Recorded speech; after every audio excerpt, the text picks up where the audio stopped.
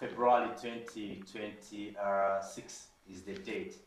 A very good morning. Thank you so much for choosing BTMTV. My name is Adrisa Muongi. Always here every single Saturday by God's grace. We always sit here with a panel of think tanks and we deliberate on matters pertaining to the development of our country. We have one country called Uganda. It is everybody's responsibility to keep it intact. Develop your country from wherever you are. Where I am when I talk about the things affecting us, you know, I'm also adding a block on our country. Now, in this week, just I think yesterday I saw Muhammad Sewufu, you know, finally released under the presidential prerogative of mercy. The man was, you know, convicted, of course, in the death of one of his clients. And then he was convicted and sentenced to 18 years, but was reduced, you know, and he was pardoned under the presidential prerogative of mercy. I've been wondering who qualifies for this and who doesn't, because I have so many people who are, you know, been convicted on such a capital offense, but not all of them get that opportunity to be released. Maybe the think tanks will help me to tell me who really, you know, qualifies for that, because if it is within the president, he sits and chooses on the advice, of course, of some people he works with, and they, you know, they advise him that let him be, release him. This one don't. What criteria does he, you know, follow? But away from that, the race for the speakership is getting, you know, tighter. And my worries, why should I even be worried? The NRM wanted to leave it sharply divided, as has always been the case, because I've seen so many people now expressing interest. Pastor Namoganza has thrown in her interest.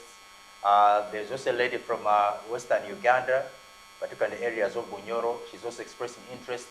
Norbert Mao, the DP president, also the Minister for Justice and Constitutional Affairs, has expressed interest for the same, and he's been capitalizing on the death of our former, you know, Speaker of Parliament, Jacob Olanya, because in his campaigns he was saying that he wants to take over from where the late, you know, stopped. He also hinted on the current speaker, where he said that she was actually an accidental MP because she just came in after the death of Olanya. Now, when you cross borders, our interest is also in Congo, where the spokesperson of the M23, you know, could call it a rebel group, was killed in a drone attack alongside 18 M23 rebels. Now, late last year, we saw the M23 representatives and the Congolese, you know, administrators meet in Qatar. And they struck a deal. We thought that this was the end now. We are not going to see any more of bloodshed, but we were surprised, you know, to see this happen. Africa. Well, my partners are already here. From the extreme end, I do have former Deputy IGG, also former Member of Parliament representing Rubaga North. That is Honorable Waswa LULE. Good to have you seen here. Good morning, and thank you for inviting me. Yes, a pleasure having you here. Mr. Vincent Zaramba is next to him. He is political security analyst. He used to be with us a lot of, you know, times on this show, the dialogue, but it's been long since we had him. How have you been, sir? Welcome back to dialogue. Thank you. I've been fine. Okay. And good morning, Uganda. Good morning. Senior Matovian Ngoma, the coordinator of Fronasa, is a panelist on this show. Always a pleasure having you, sir. A very good morning. Thank you. Pleasure. Morning. Fronasa is back. When did it to go? When did it go? When did it to go? You are a security analyst. Already, I've never had Vincent and Mr. Vian on the same show. But Mr. Vian, I want to tell you that if I had you, Vincent here, I had a lot of knowledge, so many things you were saying about Fronasa. Positive, I want to say. Yeah, for us, we don't mind. Yeah. If they don't talk both positive and negative, you are a non-performer. So I'm glad that you are intolerant. So I'm glad that I have now both of you here. So Mr. Vincent, Mr. Vianney here is the coordinator of Fronasa. That you used to tell me so many things about. I wonder how you knew those names. Are they still with Muslim 7? But I want to start with you on a different topic. Went to Piara, I want to start with you on a different topic. In fact, even the last time I had you, I was talking about that. I want to take you to Congo, M23. We thought that this agreement, they had, was now going to usher in peace. Which agreement? Be specific. There are many agreements. The latest in Qatar. There was the Sun City. Forget about those ones, but the latest where I think it was Qatar, there was one where they met President Trump. Exactly. Last year. And refused to shake hands. So when you talk about agreement, who refused to shake hands with the other? Tshisekedi refused to shake hands with Trump. No, with both. President Kagame. Kagame and Tshisekedi. Both refused to shake hands. So okay, you gentlemen, I wonder why are you involved in Rwanda? I'm talking about M23, and you're bringing in Rwanda. Why? No, but the meeting in the US with Trump was with the agreement was between Kagame and Tshisekedi. They were the two. And they never shook hands. You know the saying, the English saying, why do you talk to the monkey when you can talk to the organ grinder? So the one who is behind playing the music for the monkey to dance, he's the one to talk to. To take us to Congo, M23 now losing their spokesperson, Lieutenant Colonel William Ngoma, in that drone strike. What does this mean? Is it not going to, respark the fighting? Whenever there have been a genocide, especially the one which I have seen unfold,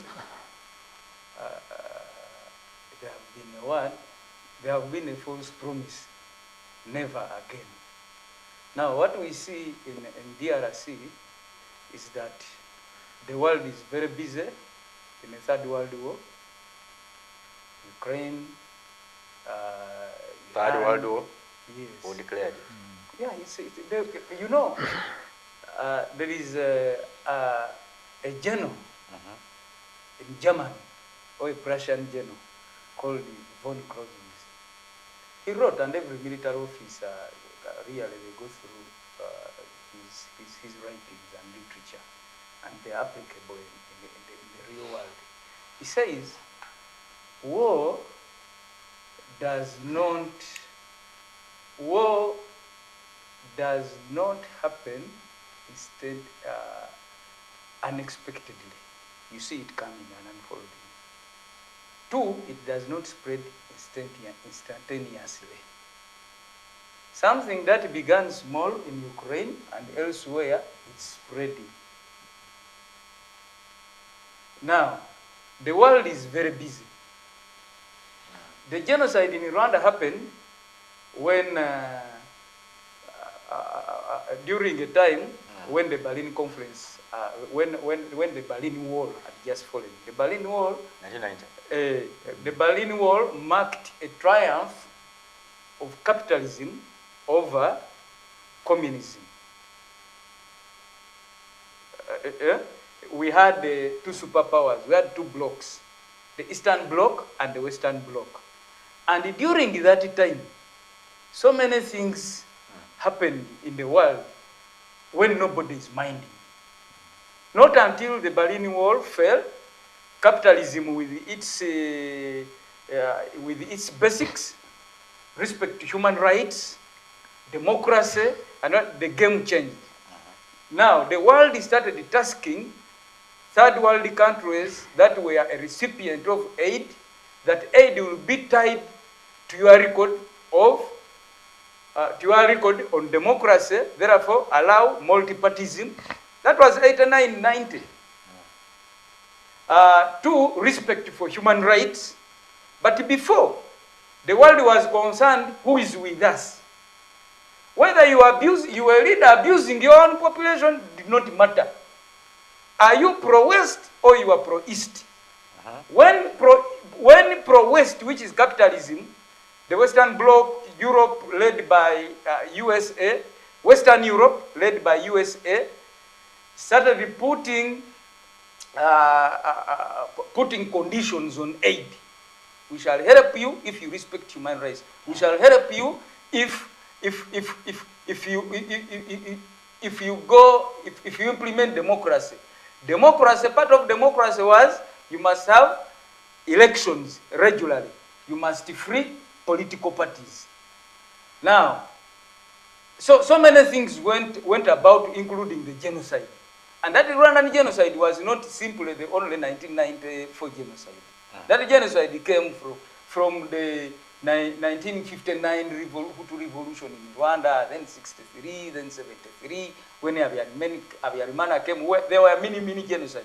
Then we saw a grand genocide.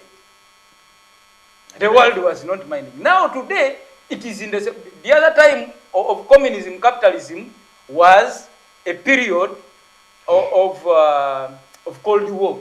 It was called the Cold War, marked by arms race, getting territories, allies here and there. So, and Africa benefited from the East mostly, where China was providing arms, ideological orientation, and that's why they say, even Museveni at first, because he was a sort of Marxist, communist stuff, the world was a little bit worried that we are getting another communist, but the guy...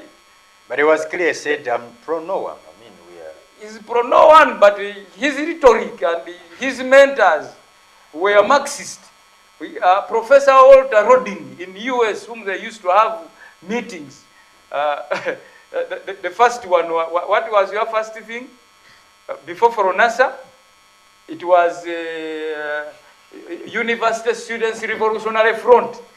That's why we find Museveni, Kategaya, Garang, and the group there. So after that was it. Museveni, when he got a chance to go to China, he accepted only to go there if he was going to be trained in arms. So now we had moved away from there. There was a period of lull, of peace, and then the world was minding. Today, the world again is busy. Governments are abusing their people the way they want. Let us stay in Congo. Yes, I'm bringing the Congo stuff. I'm giving you the preamble. Today the world is busy. And Trump... Busy with fighting. Busy with fighting. Survival. They are making agreements on minerals. Who is getting them first? You know, Lumumba was killed primarily because he was swinging. This time he says, if you are not building me a dam, I'm going to Russia. If you are not doing this, we are doing this. So the capitalists, the Americans, saw him as a person who is unstable. Unreliable. So they killed him, brought him Mobutu, they worked with Mobutu. After 1990, Mobutu had to be gotten rid of. Now, there was a genocide in Rwanda. Today, let me move faster.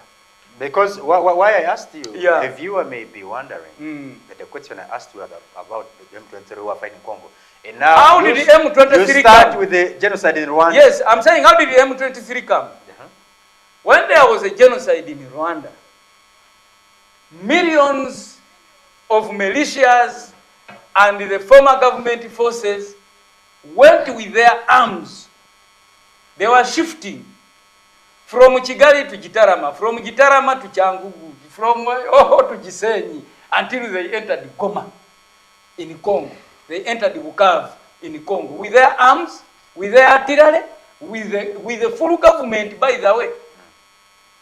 Now, President Kagame, the world now, instead of focusing, because there were many people who went into Congo, and they were in a small place, without utilities like water, toilets, and whatever, cholera hit.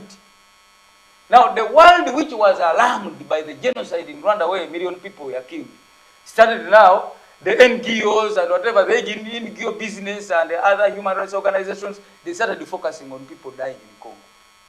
The same people who had committed atrocities in Rwanda, they were armed. Kagame was worried. He said, please, you have a whole people there, organized. They are the ones who even distribute food, aid. And they are coming back. They are preparing to come back. Please, America, and he went to Washington. He said, deal with these menaces, remove them from the border, free those the people who want to come back home, who are literally under detention by the former government and its leadership, which committed atrocities in Rwanda. They refused. When these people went, they found, because of colonial borders, because that was Rwanda, the Rwandan kingdom. So there were Banyarwanda there. Now they drew boundaries. Some Banyarwanda stayed there, both Hutu and Tutsi. Now, those who came from Rwanda after committing genocide, they started slaughtering the Tutsi in Congo. And the Hutu who did not agree with them, with these genociders. Now, Kagame was saying, please, let the world help. These people want to come back to commit genocide, and they are the same people who have extended that genocide into the Rwanda-speaking population, especially the Tutsi in Congo. Now, the wars that took place because there were Tutsis. In Rwanda, is it where they transformed it to Banyamulenge? Those are called the Mulenge. It's a Mulenge area. So, like you see Bafumbira. Bafumbira are Banyarwanda primarily. But because of the politics of the 80s and others, they said, no, for us, we no longer want to call us Bafumbira.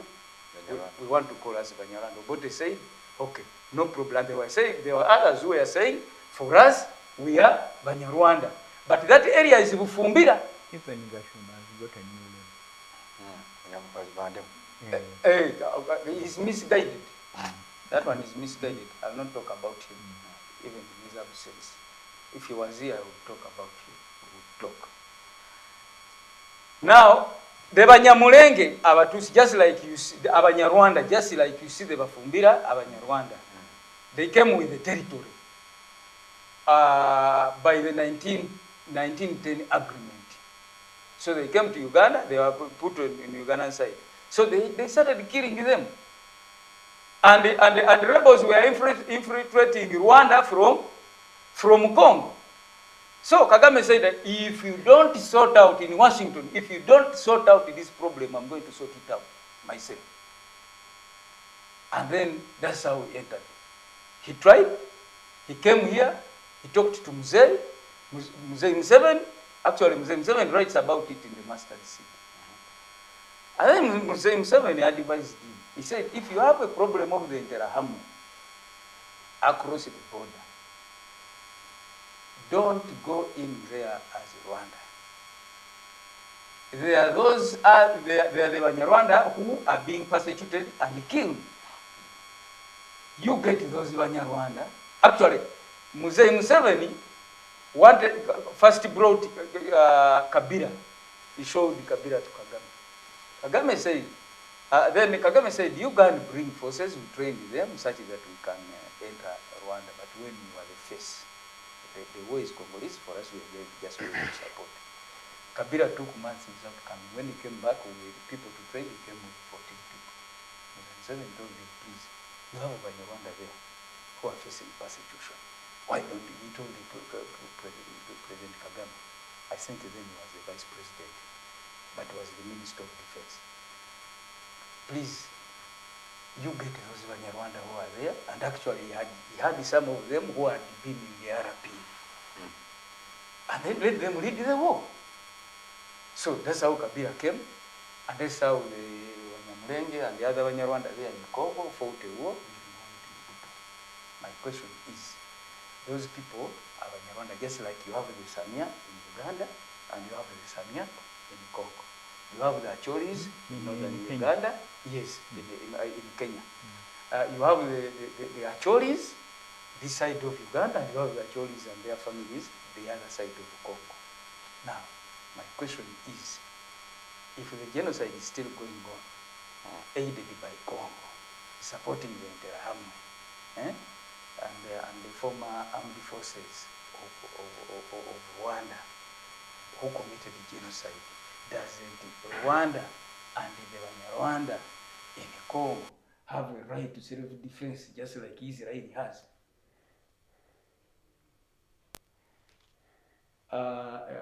during the Gaza war between Israel and Hamas. South Africa took Israel to an international court that Israel is committing genocide. And the same South Africa was in Congo on the side of the DRC government, supporting the Interahamwe to kill the Banyarwanda in Congo, who are Congolese. So double standards. Those are double standards. Now, America, in need of resources to fight a war or to boost their economy, today, after signing with Tshisekedi agreements, they are killing the people who are defending themselves. And what you see, how William Ngoma was killed, he was killed using superior technology. You see, Vincent, a drone. Things we see in Iran, a general in Iran has been hit by a drone. Some Lebanon rebels, extremists, that's how they are being killed. And now US artillery, US technology is being used to kill people who are supposed to be protected. Therefore, the US and all others who are supporting Tshisekedi to fight the Banyarwanda in Congo, they are themselves an accomplice to genocide. all right. They are committing genocide. Now, that does not end only there. I have heard even during the campaigns, and it is also here. This thing is coming up, it's going to be a war against the Banyarwanda. And when people talk about the Banyarwanda, particularly in most cases, they are meaning the Tutsi. You hear here the rhetoric in the campaigns, they were saying, Bobby Wine himself was saying, you know, we are being led by foreigners. Early last year, I was in State House with President Museveni. He says, me, I'm a Ugandan. We were talking about the issues of Banyarwanda. We have few, even Gashumba was there himself. He said, me, originally, my family comes from Rwanda.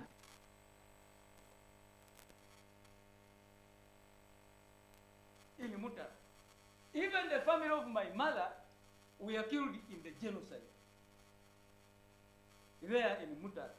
He says, Karujire, for them they have never been leaders. Even he says his grandfather Kashanku was just oscillating from Uganda, this side of the river in Itungamu, and then the other side of Mutara.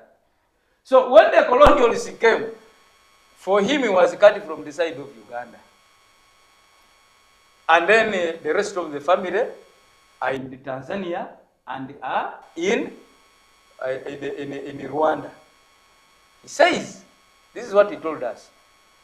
Me, I am a citizen of Uganda. Just like you saw, Agro Awori was a minister here, he was an MP here, and his brother, Mudi Awori, was a president. Let me bring in. Now, somebody in the campaign says, I'll come back to you. We are led by, and even today when you hear propaganda here, it's about Banyarwanda, Banyarwanda, Banyarwanda, Banyarwanda. I'm not from the NUP, but One thing.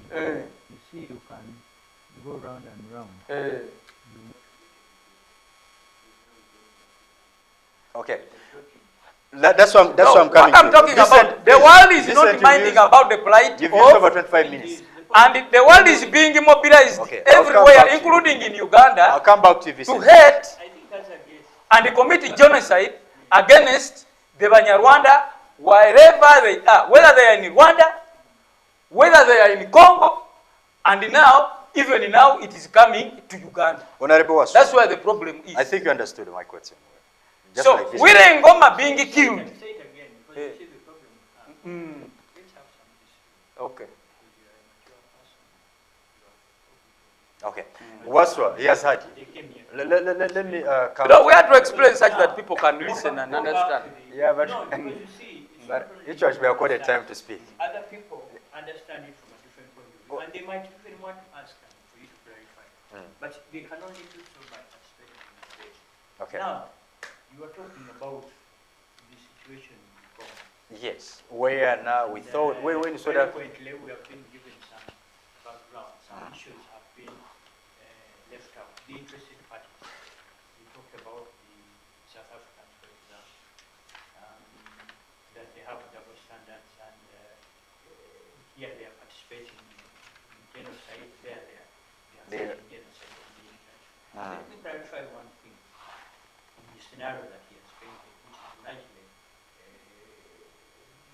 the greater vision is there.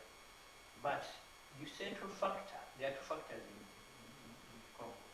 There's the issue of the genocide, but there's also the issue of the minerals. So you've got these competing interests.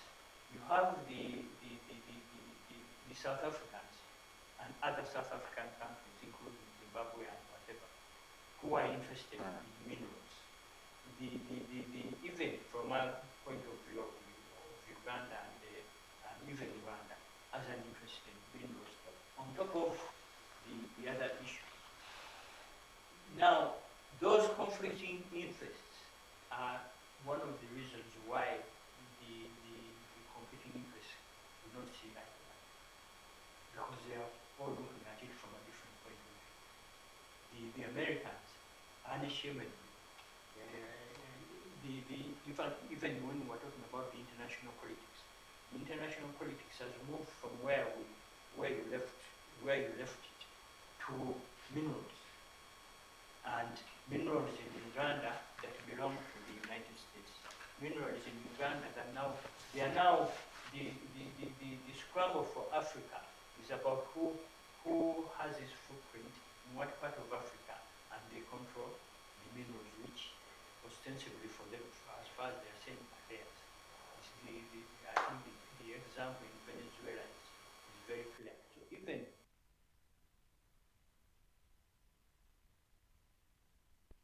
that in the background, these various interests are there, and they have got nothing to do with democracy. This thing about human rights and democracy is now from them.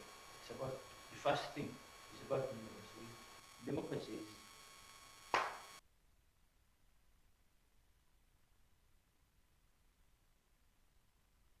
unashamedly about minerals, and minerals that are under our soil but belong to us.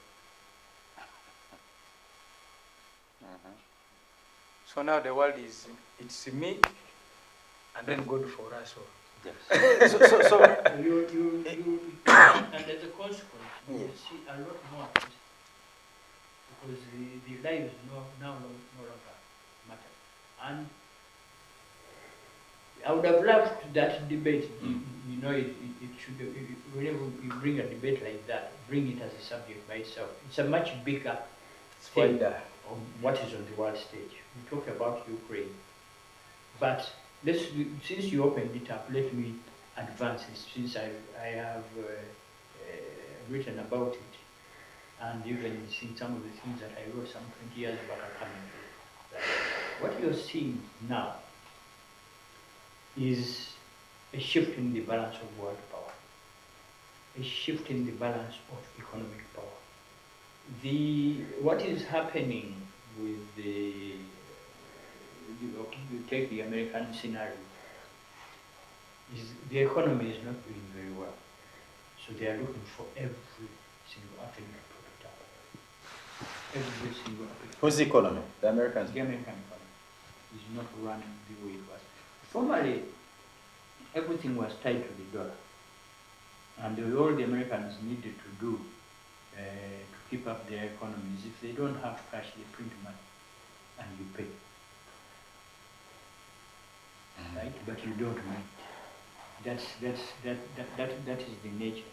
Now there's a shift. The economy is not Doing well? Is not doing well.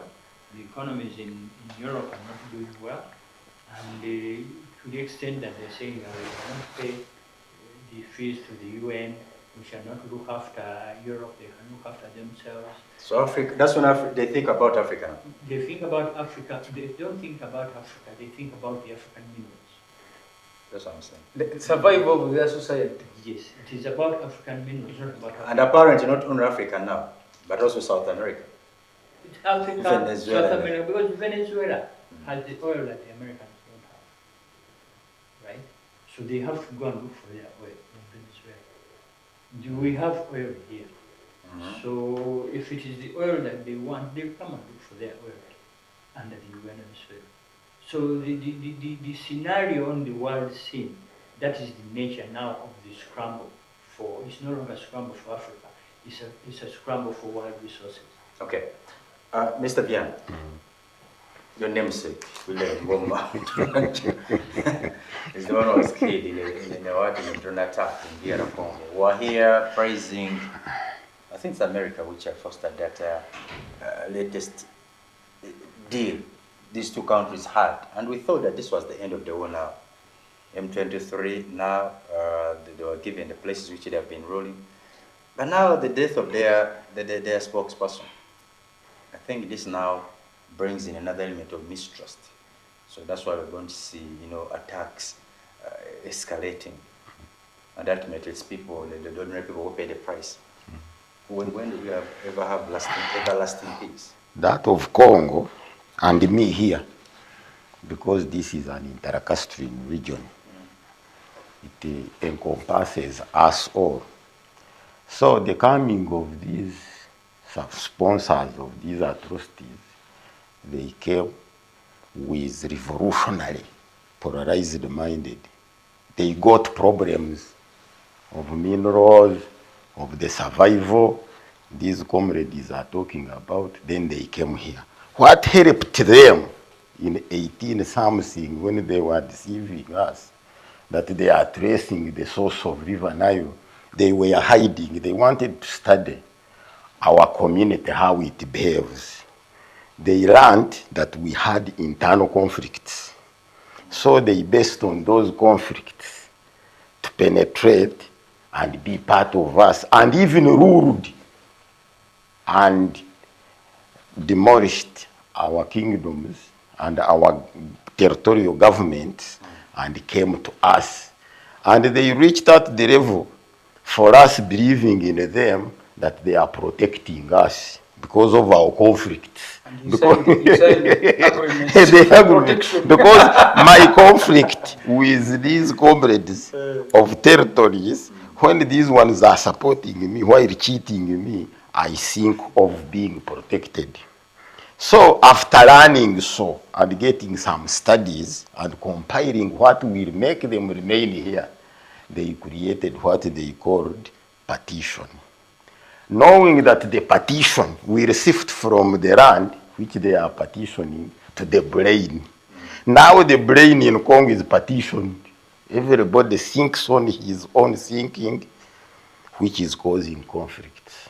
This is why Mwalimu Julius Nyerere failed, because he tried to address this at the level of Africa.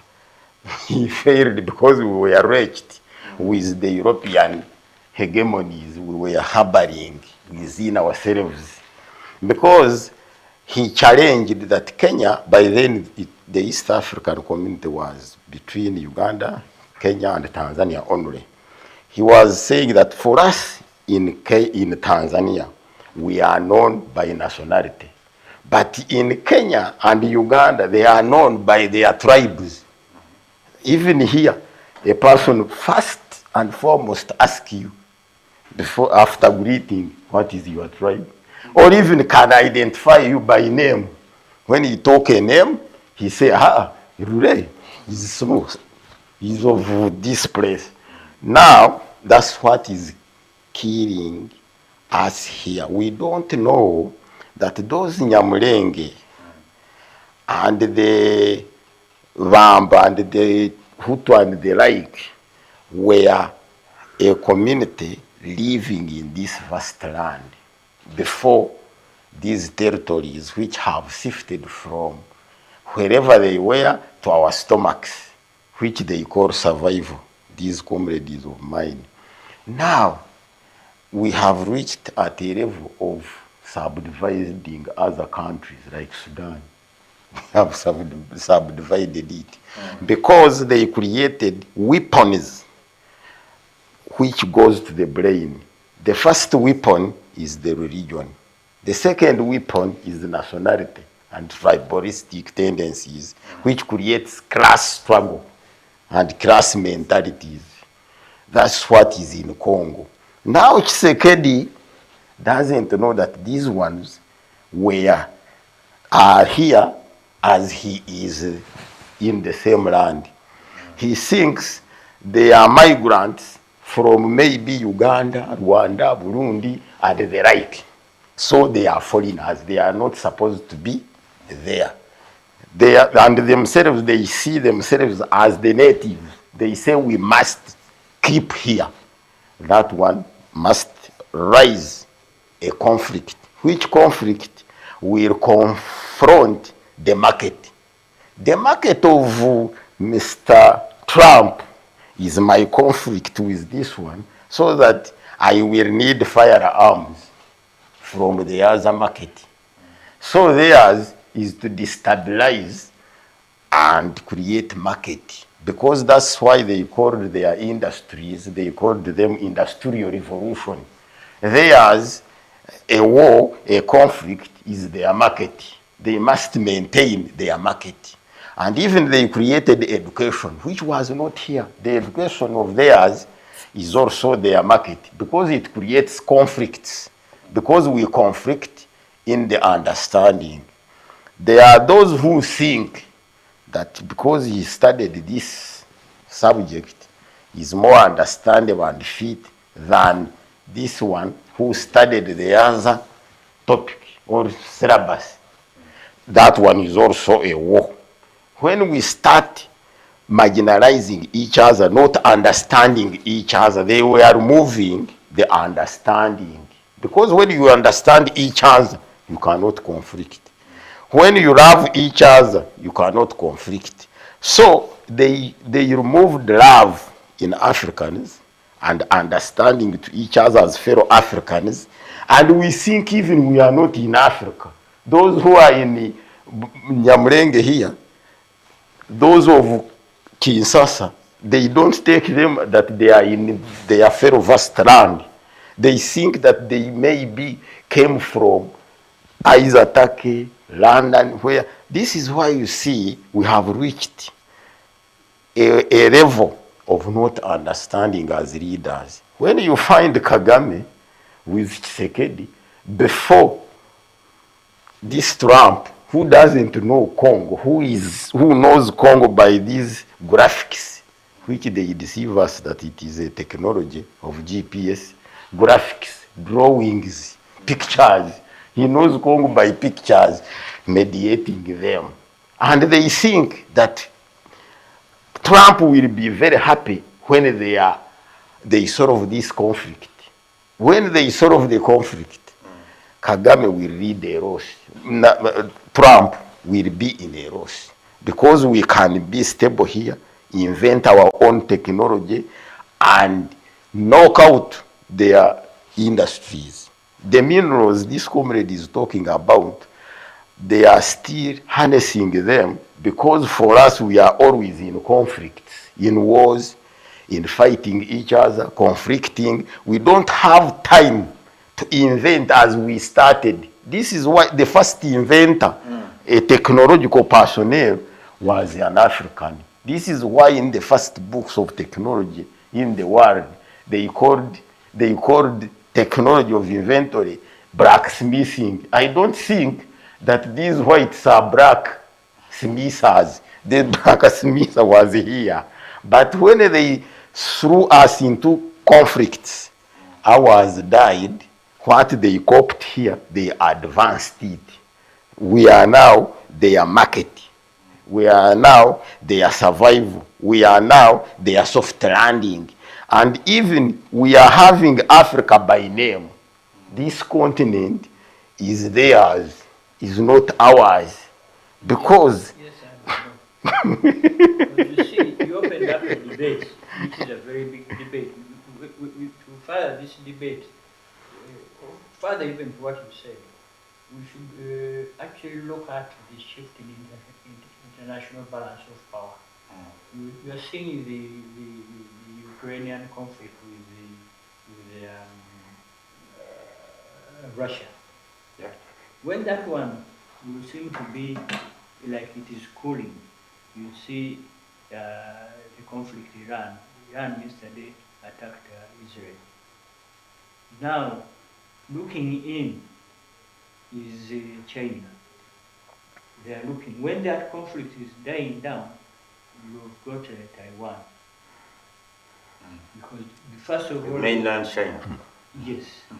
First of all, they have to let you exhaust yourself because you're funding this war, you're putting resources until you are psychological and your population is also tired. Is when they will also decide to say that now. Because you mentioned something and said that these wars don't come just like Abruptly. No, they come. They are planned. You see them. And who's the mastermind? They're expected, but Because if you spread say like that, slowly. it's as if you're saying that there is the mastermind, there's somebody who's behind it. What I'm saying, what he said and what I'm agreeing with is that the fact that these wars are coming, you can see it. And I'm pointing to some of these directions. When they come, you probably call us back and say, but how did you people know? But I'm telling you that on the wider level, Yes. right?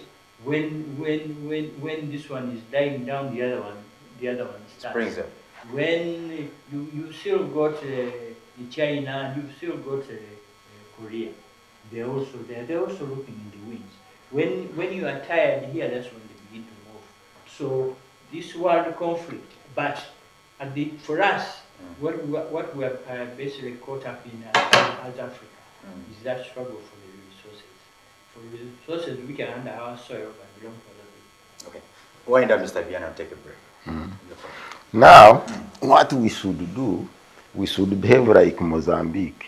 Samora Machel removed the education of which they called overseas, these Portuguese, and removed all the international celebrations which they were doing. In Mozambique, Women's Day, they are celebrating Josina Mtemba, who fought these Portuguese. But here, International Women's Day, we are pulling them back. We are the ones giving them invitations.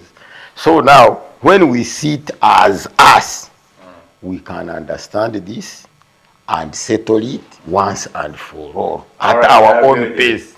Speaker of Women's Day, I think it falls on Sunday. Okay.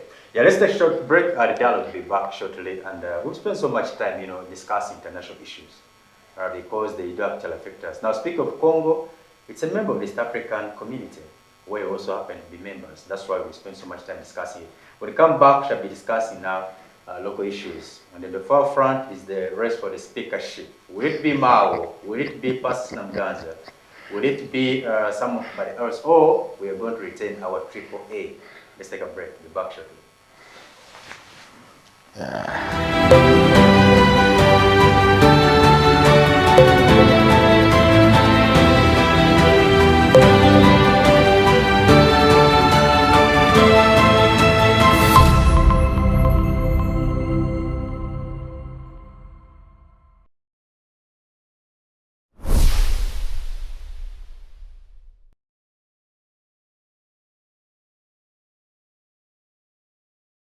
This Sunday on BTM.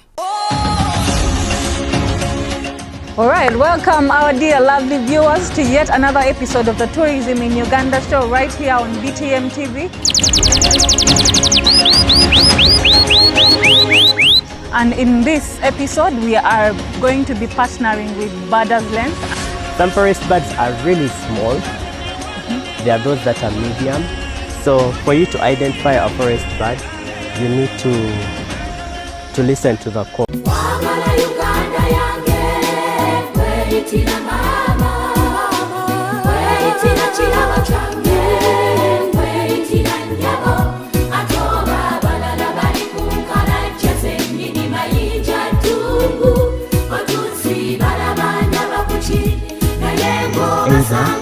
Looking for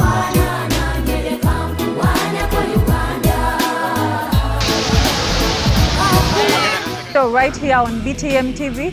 Remember, it's every Sunday, 7 p.m. to 8 p.m. with your host, Queen Haspa.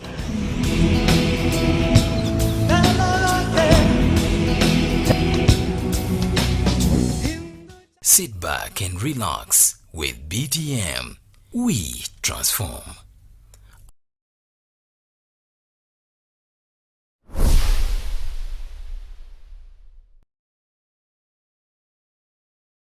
Don't miss on BTM.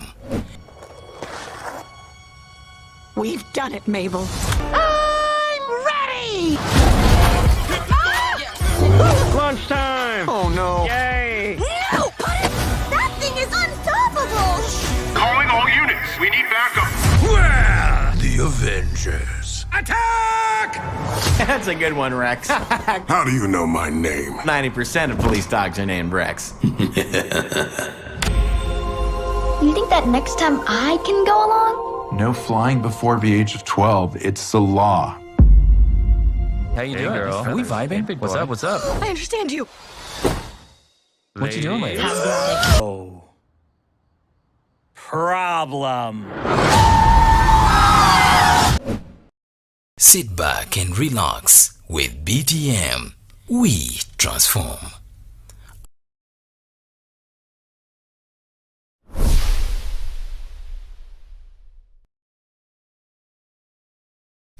Don't miss on BTM. Bring it near me, I'm addicted.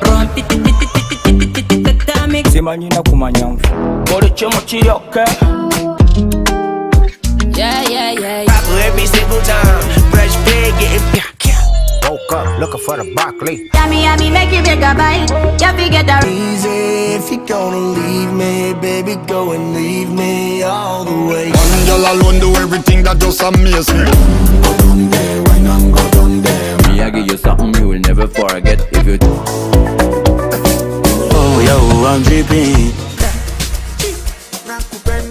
No.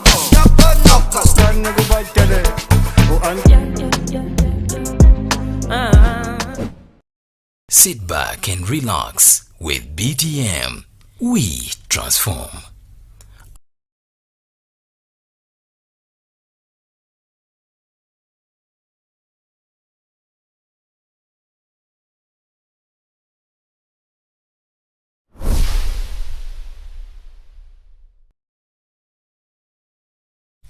Don't miss on BTM. Mais quelle bonne surprise, madame!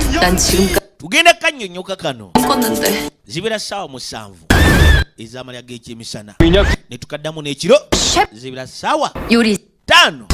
Bon appetit yo majesty eka sinema ketugenda okunyonyoka ku BTMTV nga bulijjo kugambye zibera sawa musanvu ez'amalya g'ekyemisana tujja kaddamu n'ekiro wali ebeera repeat kuva sawa 5 paka sawa ziba 6 kuva ku Monday paka Lwakutaano.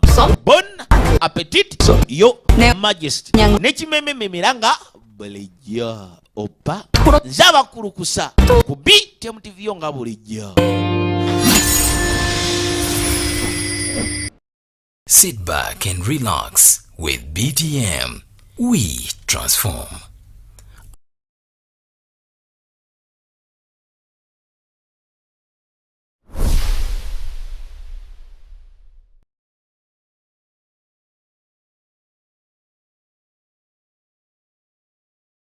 Discover delicacy at Cafe Atu, your all-in-one destination. Whether it's the perfect cup of coffee or a satisfying meal, we got you covered. Indulge your cravings with our mouth-watering pilau, savoury katogo, crispy chips, and tender chicken. Explore our world of cocktails and fresh juices for a truly special treat. Planning an event? Choose Cafe Atu for top-notch outside catering services. Benefit from ample parking. Stay connected with Wi-Fi and catch your favorite matches on DSTV. Kafea 2 offers food deliveries in and around Kampala. Hosting a conference, our center accommodates up to 1,000 people. Need a boardroom for a party or corporate meeting? We've got just the spot for you. We offer a free venue for birthdays and baby showers, providing complimentary photography. For those aspiring to become professional baristas, our barista school awaits you. Visit us at Albany Center, Level 2 on Ginger Road. Kafea 2, where every occasion becomes a memorable experience.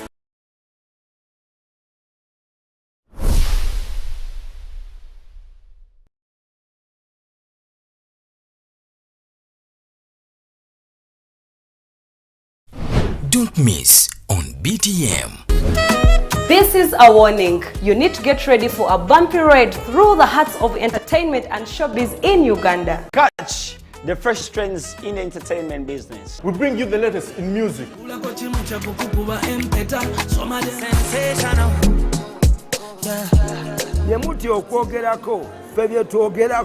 Get ready to groove to insane mixes.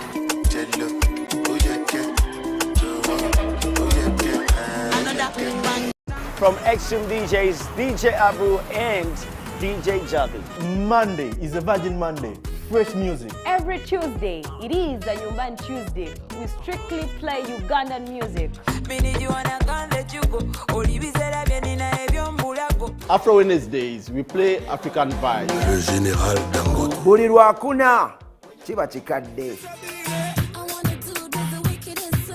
Every single Friday, we go wild and out. Don't miss out the party. This chick is bad, that's for real. Sit back and relax with BTM. We transform.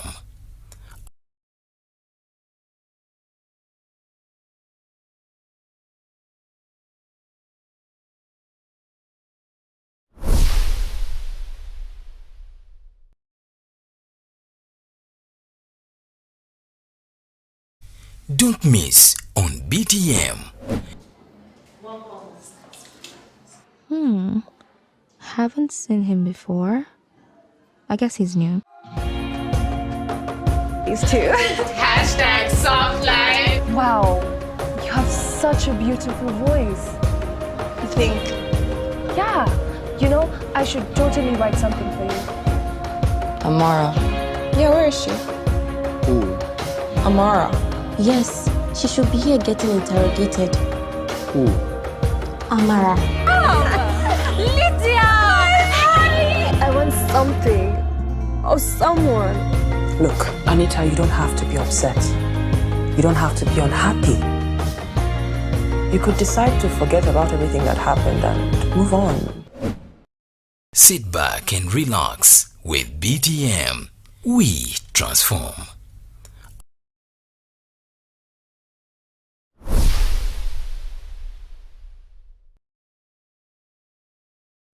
Don't miss on BTM.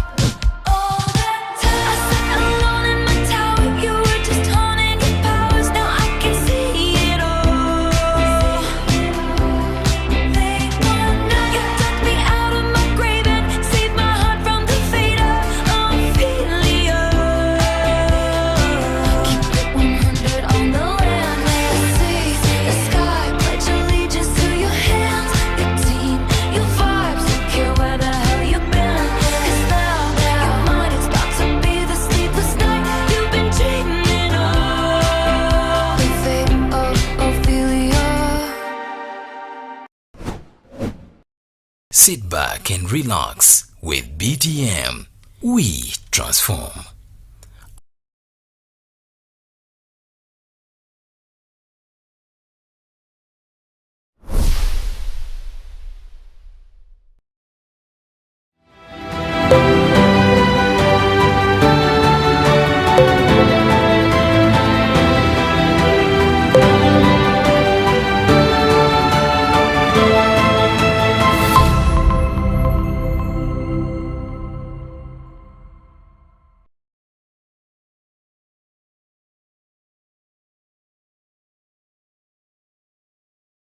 Glad you could stay with us. You're still watching the dialogue. Even when we are in break, the discussion does continue. My name is Adrisa Muongi, here with my panelists. From the extreme end, I do have Honorable LULE.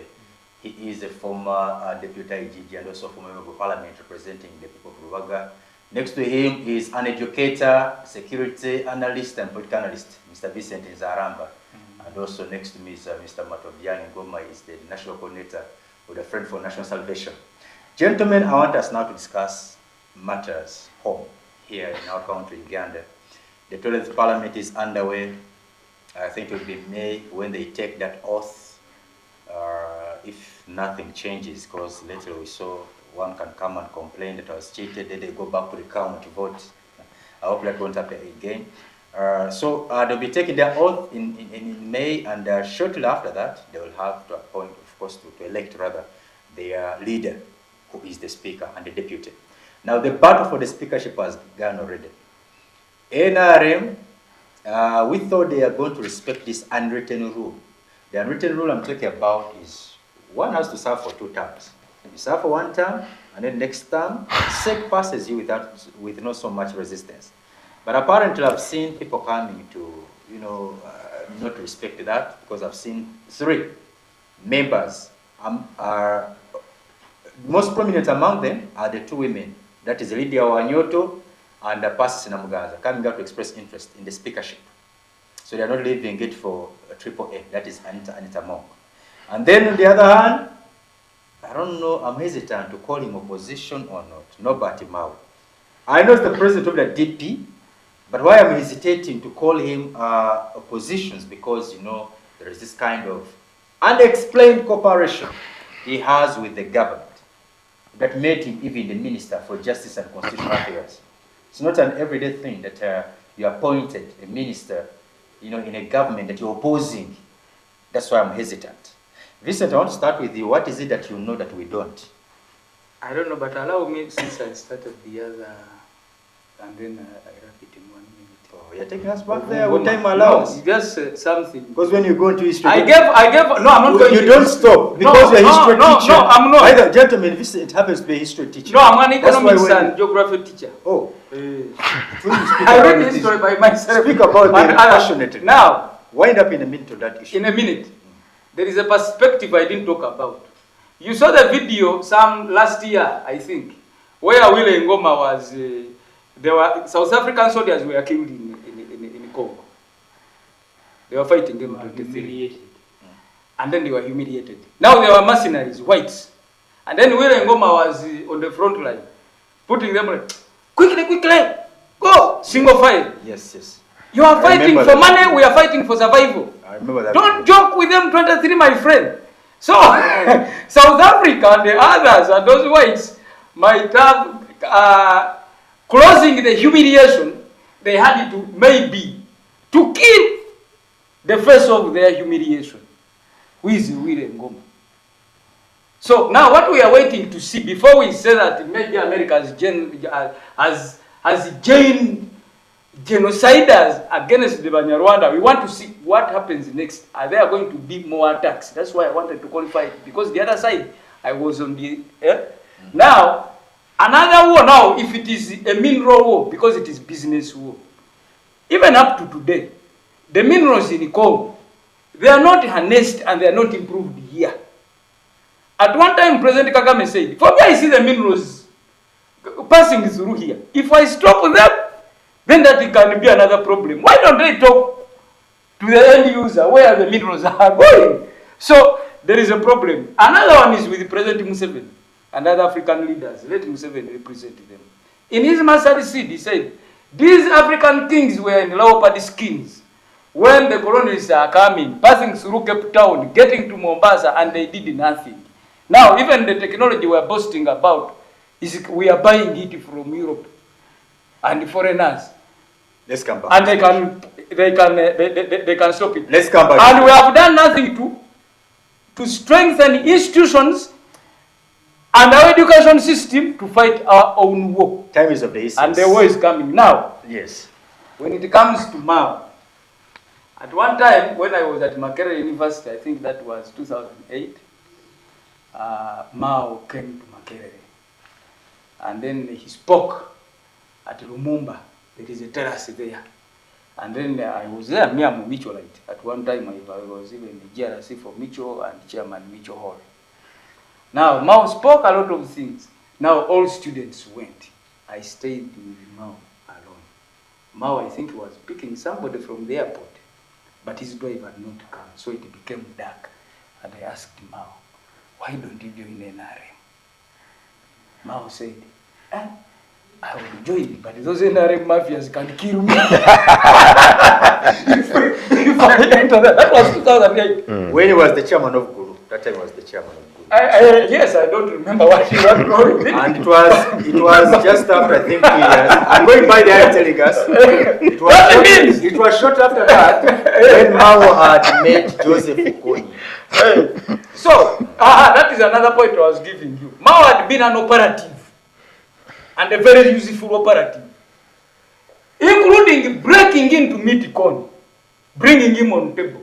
And you don't know what next he did with these Iraronex and others to break the backbone of Kony, push him out of Uganda, take him to DRC, and then eventually to Central African Republic. Then they mobilized the Kony's forces and then mobilized their own forces. They mobilized this war. It is the Northerners, the Acholis, who stopped it by themselves. Mao himself playing a big role. Now, when I asked him, interesting speakership. Yes, I asked him, why don't you join NRM? He said, no, you know, these NRM people, he was fearing people like the Mama Babasi, people who were very, very powerful at that time. He thought they cannot give him space. So he remained in the other safe space for himself, waiting for the right time maybe to strike, but doing the work of NRM and of Uganda. War takes a lot of money. Accusation. Yeah. War takes a lot of money, including Olanya himself. That's why you see them. You're accusing a DP member of doing the NRM work. He's not. Yeah, there are no parties, my dear. Let me tell you. You live around that. Those are effigies put in place. A political party has to operate from day one, not during only election time. Even during election time, you saw Bobby Wine was not allowed or any other candidate to go and reach to the people. They are not allowed to mobilize. Do you see Mao succeeding at this? Because he says he has never, shown interest in something and he loses. You read Moses' tweets 2 years ago up to today. If Moses tweets and says Mao is a presidential material, whom would you then want to be there as being in the queue? Leave alone the Mama Babazi's queue, that I'm the one in the queue. Now the real queue.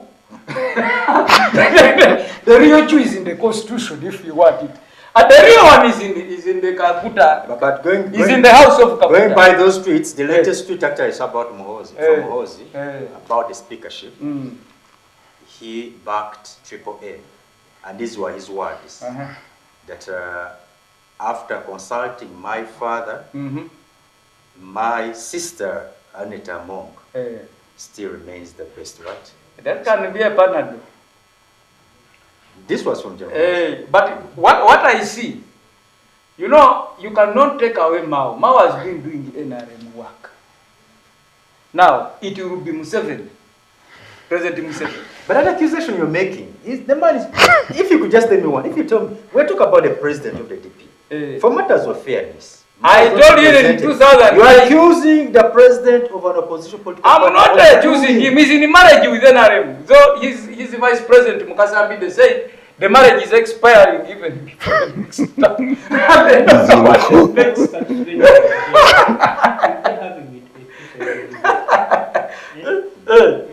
Secondly, for that matter, you have a DP on this panel. A DP, yes. Original. Yes, that's why I want to wait. You are talking as if you are the only people. You will tell us when your time comes.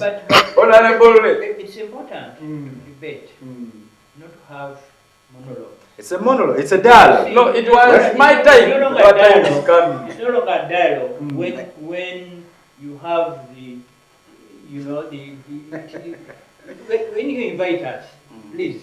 Interjections. We don't want to interject. We want to participate in a debate. Okay, let me tell you. Let me finish up. As a professional, let me say this to Honorable Waswa LULE. My duty as a panelist, now I'm speaking from a professional background as a journalist. My duty as a host of such a show is to moderate and also to clarify that when you make an accusation, here he is making a huge accusation against the president of the DP. It is not an accusation. Let me finish. Like I said, I want to put this in light for Honorable to understand why I always sometimes interject. In fact, someone out there, I'm not objecting to your rejection. I'm saying, someone out there may be disappointed in me. That the conversation is limited to. Okay. Yeah, because you see, we're talking about issues which we have knowledge about, and we can contribute to. Okay, I'll come to that. But the clarification I wanted to make, is that we have the broadcasting standards that we have to respect. Okay. So when somebody just sits here and makes, for example, an accusation about someone, it's I was not represented. If Mao was here, or if PA was here, I wouldn't. But he's not here. So it's incumbent upon me as the host to ask questions. Not to ask questions, but to refute an allegation that you may have made. An allegation. That's why I always interject. When I want to speak for 45 minutes, I'll make an outrageous statement. But now, Vincent, wind up in a second, then I go to... Now, Mao and Anita Muongi are no different. For somebody to be in FDC,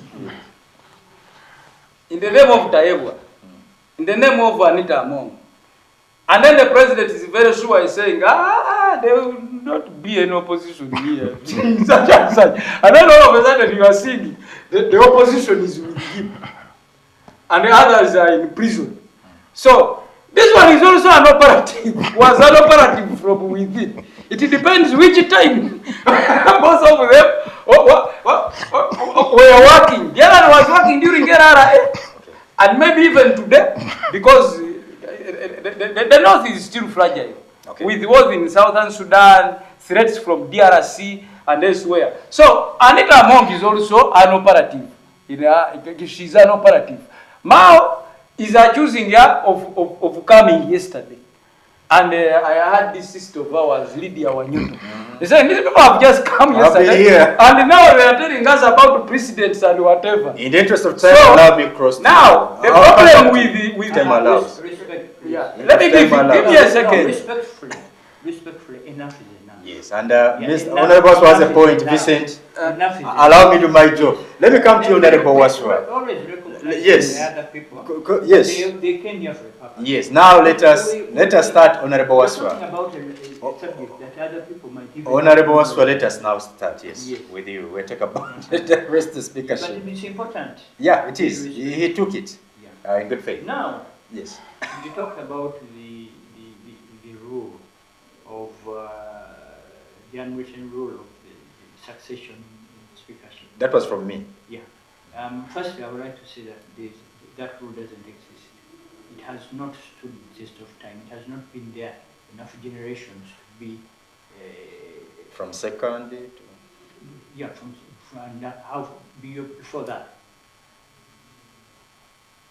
So it's not very long. It's not deeply established. Secondly, then you talked about the candidates. Yes. You have from within the NRM itself, you've got several candidates who, despite SEC having issued a statement in support of a particular candidate, several NRM candidates have come up. And one, first of all, has to wonder why that is, if there's one, an unwritten rule, and two, within their sort of party procedures, they tend to follow a hierarchy. Why do people now appear to be breaking ranks between respecting their structures and going it along? Now, if you want to look at that, you go back to the primaries. Many people, including Monyoto and others, stood in the NRM primaries. I'm not sure that she came as an NRM candidate. I believe she came as an independent. Yes.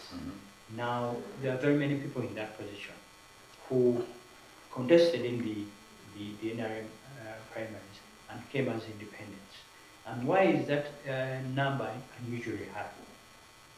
The answer to that, and it's not very much stated and debated in many places, is because during the NRM primaries, there are a lot of candidates who went for official support, and they got it. But then their opponents also got support, which was greater by like 5 times more than the support that they got. And as a consequence, these people found out at a very late stage that they are up against candidates who are extremely well funded, and yet they too were funded.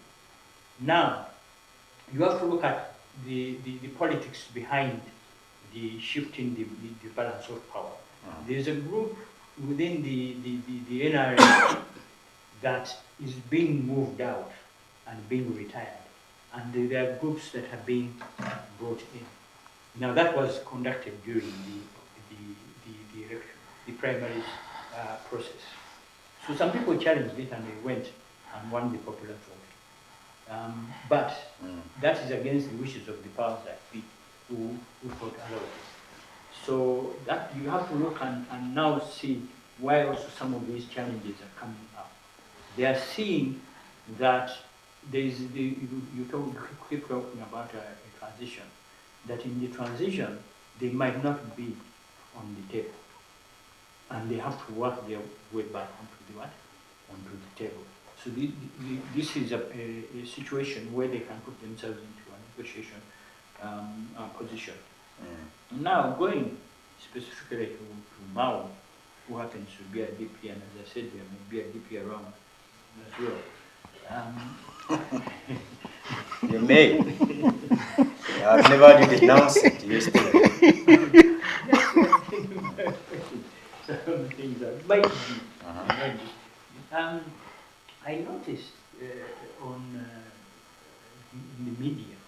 But out of curiosity, just 1 second, allow me to, Honorable, because you are the right person asking this. To which party did your father subscribe to? Which party? My father Our former president. Is the first chairman of NRM. Before he formed the NRM? Don't worry. When they brought him, when the Mr. Vians brought him in the Mosh conference, yes, and said they're going to make him the president, what was his political affiliation? He didn't come prior to that? He didn't come in as a member of the party. He came in as a unifying factor.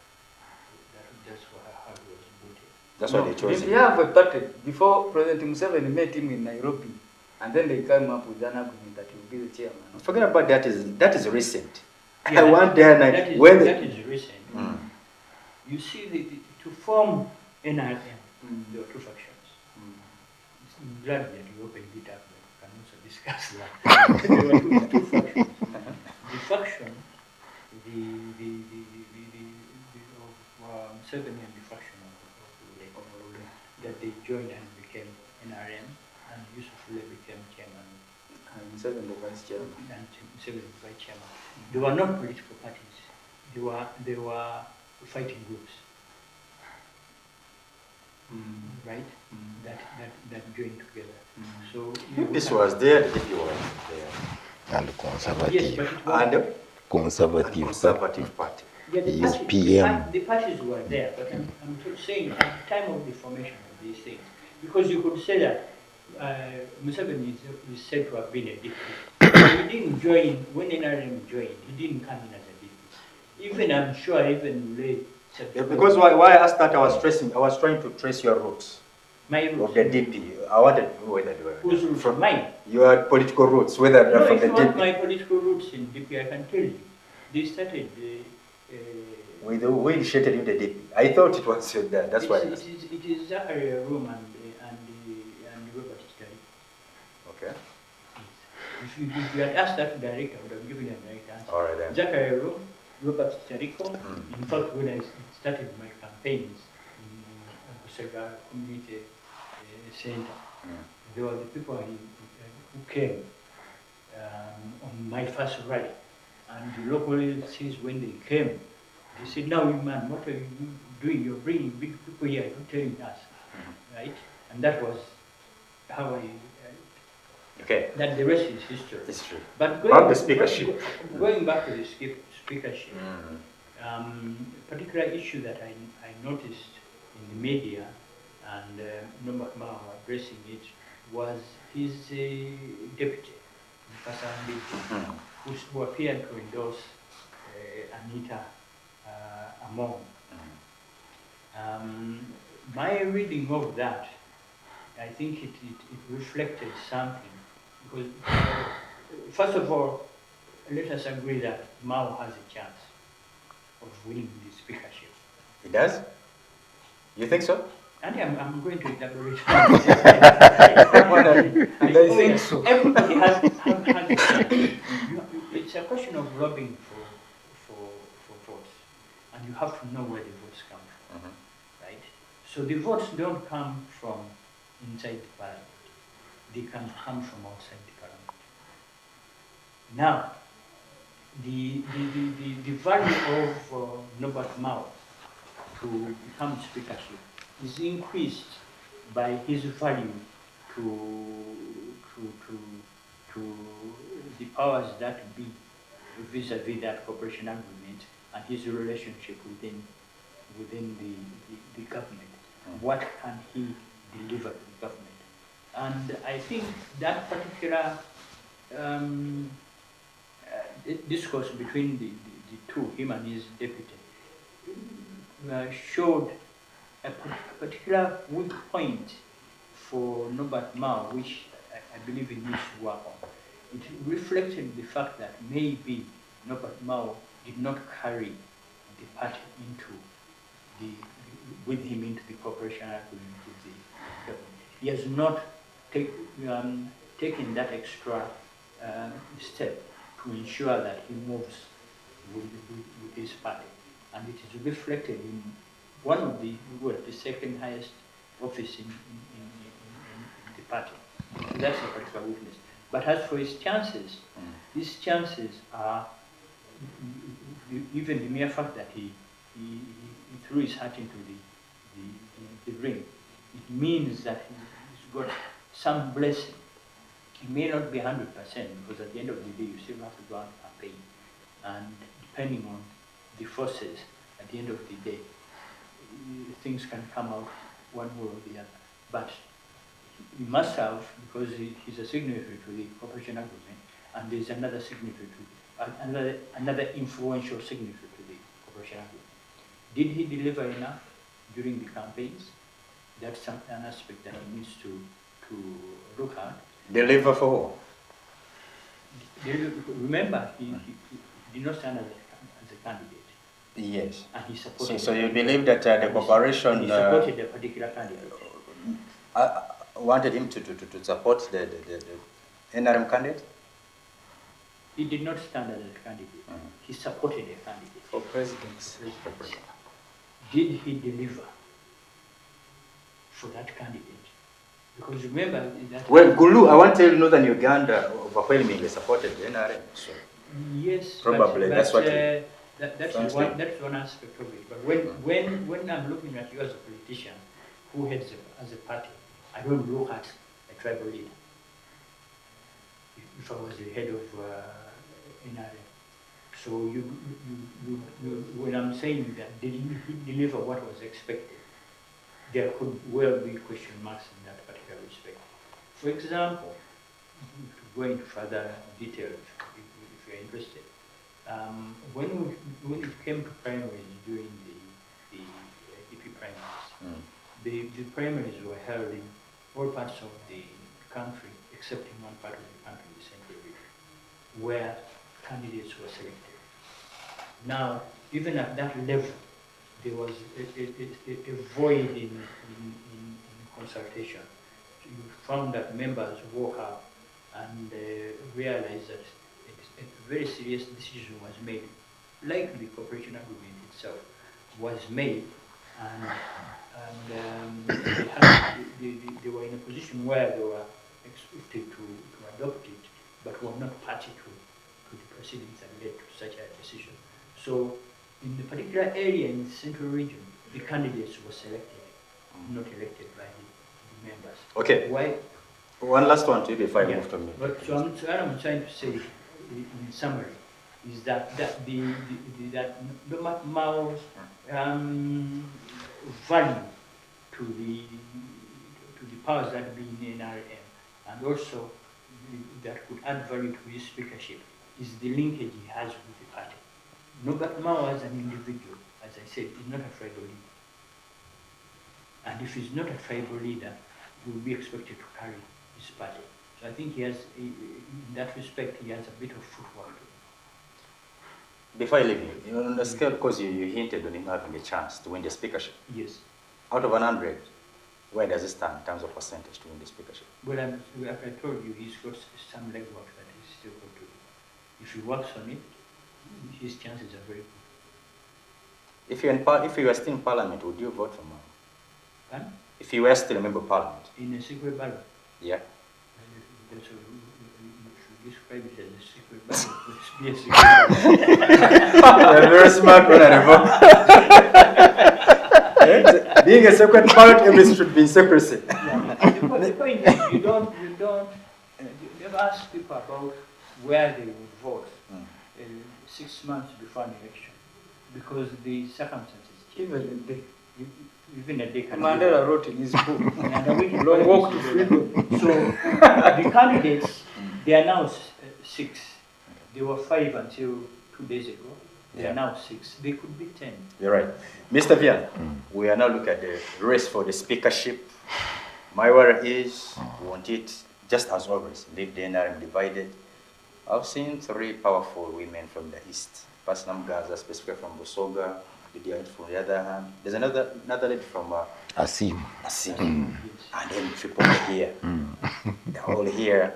And now, Mao brings in... Yes, there's another gentleman from the north. Yes. Mao brings in another ingredient. Mao, we're all divided. Here, this was calling him, that has been working for the NRM. Yeah, there's a way to honorable describes him. That's why Mao becomes a factor of discussion. He confuses everybody. Now, all those you hear, those on table and those echoing, it is only one situation that we are handling. When Parliament left by material gain, we are not looking for a speaker now. We are looking for a chief appropriator. Appropriation. This is why you see those of opposition, those of independence, rushing to where, I will not mention the names, in the meetings of who they suspect to win. So that when it comes on the platter of one political party, which was in the race, they are there. Now, speakership remained in the wigs and in the portfolio to address so and so is right honorable speaker. But now, the job we are looking to, scheming to, vying for, is only appropriation. Who will make a Joyce and the Lions say to who? That's what is there. This is why you see everybody wants to jump in. There are many more who should offer their candidature, but they fear to come out and to pronounce. Now they know that when you become a speaker on the treasury of the government, more than half of it, you are commanding it. This is where we are. We are not on the portfolio that will help Ugandans have laws that will develop them, create harmony as you hear in the constitution, these teachers teaching us about. No, this is maximization of what to eat and what to take and what to carry. This is why what opens us by eyes and ears, the 12th Parliament has not even dreamed to be sworn in, but they are now these ones, because some of them are part of the other, they have started planning vehicles, increasing enrollment, increasing remunerations, increasing what? Benefits and the powers of Parliament. They are legislating for that. That's what shows you that we are not looking for a speaker. We are looking for who we have hope in, that when he is there, I will pass by the behind the door and carry a sack and go with it. You mean the MPs? Yes, the MPs. The electorate. Yes, because they have, their dining is called Parliamentary Commission. That commission is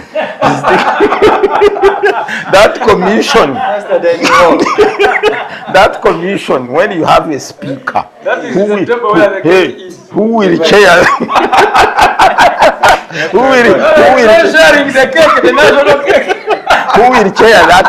that plate, you are through with everything.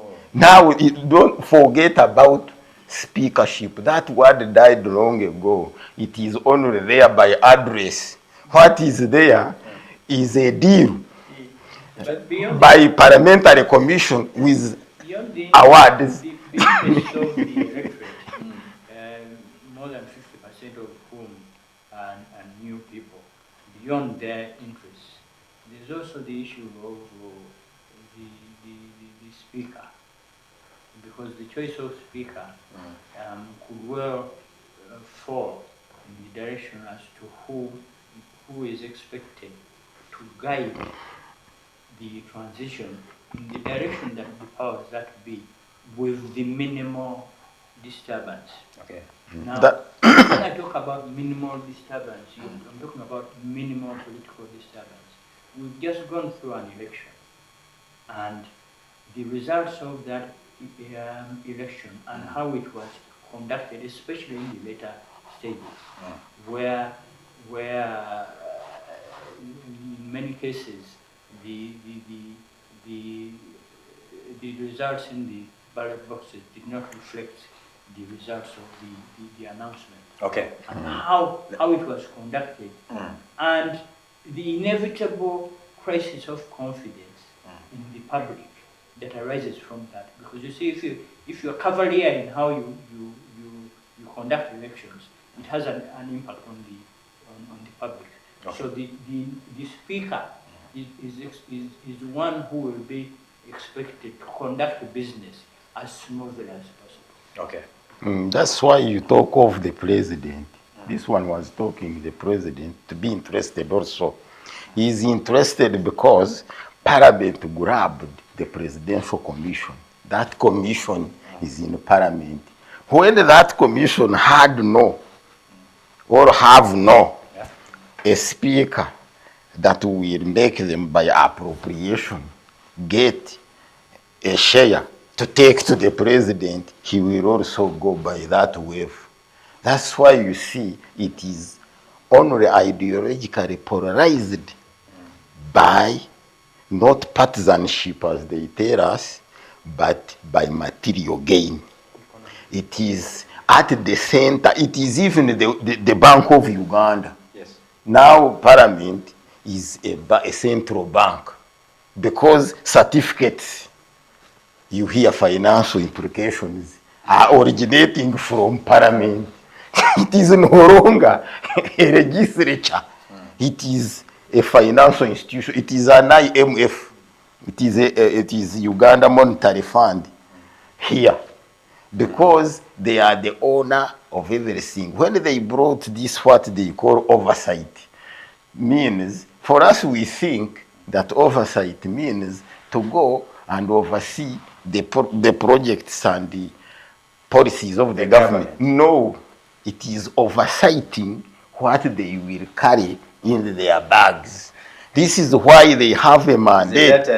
This is why they have a mandate to increase their salary, to increase everything they prefer. They have reached at the level of thanking themselves service awards. They are more servants than these teachers.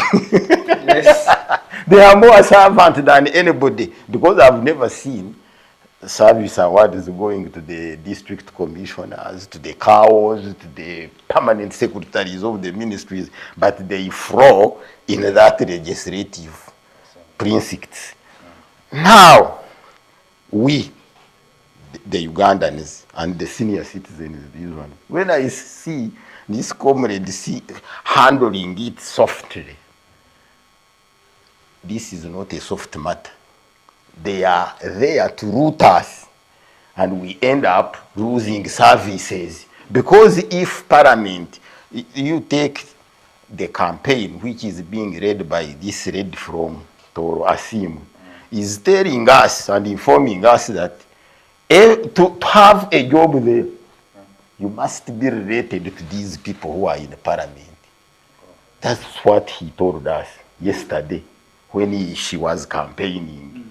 To get any benefit from there, you must be related. So she's rallying others to go behind her, such that they can secure jobs there. No. Remove that habit. To scrap that cake. Hers is to rival the cake and make them lose it. But these ones are to uphold and grab it and go with it. That's what they are targeting.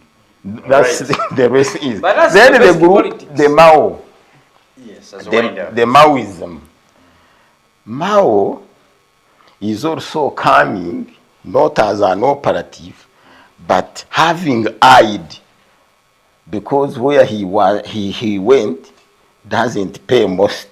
This one will control everything, because Parliament acts as court, acts as everything, acts as, because they have the COSASE, where they penetrate in every government enterprise and smuggle. Now is coming to read the chair, the biggest, the Joyce chair. But because of the politics and hypocrisy of the Europeans, which they taught us, when you are coming in, you exclude yourself. You address the public that I'm offering myself for you. I'm coming, but when you reach, everything is yours. You overturn the drumming after reaching. But when you are coming, you pull heaven and earth to the electorate. But that's not the prey which they are pushing inside. Okay. I thank you so much, gentlemen. Our time, I'm afraid, has fast spent. Thanks so much, Honorable Wasole. Thank you so much, Mr. Vincent, Ms. Arama. Thanks so much. So Mr. Yes, your time is up. I thought I'm going to thank you so much, dear viewers. I'll be granting an opportunity, Mr. Vincent, the next time, God willing. For now, our dear viewers, we come to the end of the show. Continue fasting, Lent, and Ramadan. Goodbye for now. See you there.